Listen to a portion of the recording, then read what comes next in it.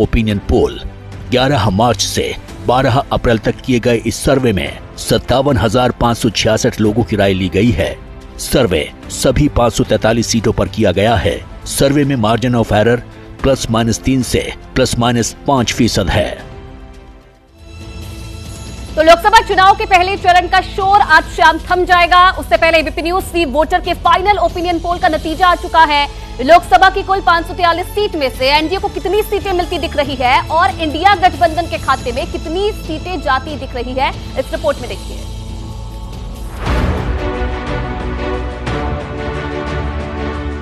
दो 2024 लोकसभा चुनाव के लिए आज अहम दिन है। पहले फेज के प्रचार का आज आखिरी दिन है। वोटिंग में अब महज 2 दिन का वक्त बाकी है। प्रचार के आखिरी दिन आज चुनावी वादों और दावों से वोटर को साधने की कोशिश जारी है। ऐसे में एबीपी न्यूज के लिए सी वोटर ने वोटिंग से पहले फाइनल पोल किया। कुल 543 सीटों पर हुए फाइनल ओपिनियन पोल के मुताबिक एनडीए को 47%, इंडिया गठबंधन को 40% और अन्य को 13% वोट मिलते हुए नजर आ रहे हैं। अगर ये वोट सीटों में तब्दील होते हैं तो फाइनल ओपिनियन पोल नतीजा क्या रहेगा, किस गठबंधन को कितनी सीट मिलेंगी, ये देख लेते हैं। 2024 का जो फाइनल मुकाबला होगा उसकी तस्वीर क्या सामने आने वाली है, तो अब हम वो आपको बताने जा रहे हैं। और ये देखिए, एनडीए 373 सीटों पर आगे, जबकि इंडिया अलायंस 155 सीटों पर। अदर्स के खाते में 15 सीटें जाती हुई नजर आ रही हैं।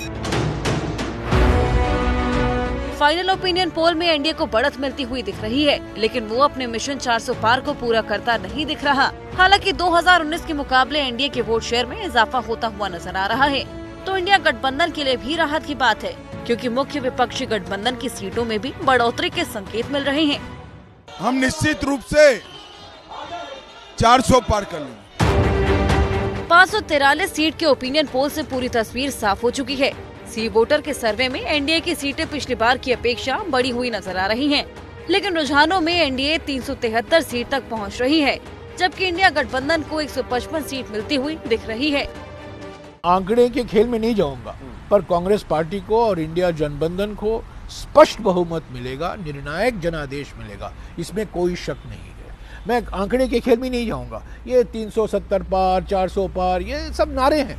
इस नारे का बिना बेमतलब नारा। रुझानों में एनडीए और इंडिया को कहां नुकसान होता हुआ दिख रहा है, अब नजर डाल लेते हैं फाइनल ओपिनियन पोल की बड़ी बातों पर। यूपी में एनडीए 2014 का इतिहास दोहराती दिख रही है, उसे 71 सीट मिल सकती है। राजस्थान में बीजेपी को सभी 25 सीट पर जीत का रुझान है। मध्य प्रदेश में बीजेपी को इस बार भी 28 सीट मिलती हुई दिख रही है। देखिए, हम 29 की 29 सीटों पर भारतीय जनता पार्टी विजयी होगी। ये कहा जा रहा है कि कमलनाथ का कनेक्ट गांव में बहुत ज्यादा है, और वो कांग्रेस का नाम नहीं ले रहे हैं, ना नकुल नाथ का नाम ले रहे हैं, वो पर्सनल कनेक्ट की बात कर रहे हैं कि हमने बहुत कुछ किया है। अब जो उत्साह मैं देख रहा हूं, उसमें तो कनेक्ट नजर नहीं आता है। फाइनल ओपिनियन पोल में बिहार, पश्चिम बंगाल और साउथ के राज्यों से चौंकाने वाला डेटा सामने आया है। बिहार में एनडीए को 2019 की तुलना में 6 सीट का नुकसान होता दिख रहा है। पश्चिम बंगाल में बीजेपी और टीएमसी के बीच कांटे की टक्कर दिख रही है। पश्चिम बंगाल में बीजेपी को 2 सीट का फायदा होता हुआ भी दिख रहा है। आंध्र प्रदेश में वाईएसआर कांग्रेस को बड़ा नुकसान होता दिख रहा है। रुझानों के मुताबिक लद्दाख में बीजेपी को नुकसान हो रहा है। महाराष्ट्र में एनडीए को 2019 की तुलना में नुकसान दिख रहा है। हिमाचल और उत्तराखंड में बीजेपी क्लीन स्वीप करती दिख रही है। दिल्ली में आम आदमी पार्टी कांग्रेस गठबंधन का खाता नहीं खुल रहा।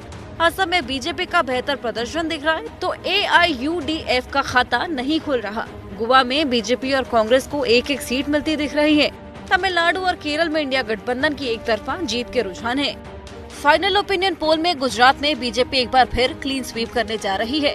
बीजेपी को 63% वोट के साथ सभी 26 सीटें मिल रही हैं, जबकि इंडिया गठबंधन 34% वोट पाने के बावजूद खाली हाथ रहेगा। अन्य के खाते में 3% वोट तो मिलेंगे, सीट नहीं मिलेंगी। हिमाचल में भी कुछ ऐसा ही दिख रहा है, जहां बीजेपी एक बार फिर सभी 4 सीटें जीतने जा रही है, जबकि कांग्रेस और अन्य का इस बार भी खाता खुलता